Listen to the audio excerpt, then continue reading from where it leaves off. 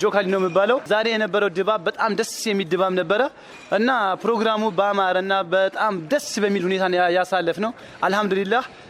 ቀጣይም ደግሞ በተሻለ ነገሮችን ያው እንደምናሳልፍ ተስፋ ይኖረኛል። እነዚህ ደግሞ ልጆች እና አባታቸውን ይዞ እየሄዱ ያለው ነገር ደግሞ በጣም ደስ የሚል ነገር ነው።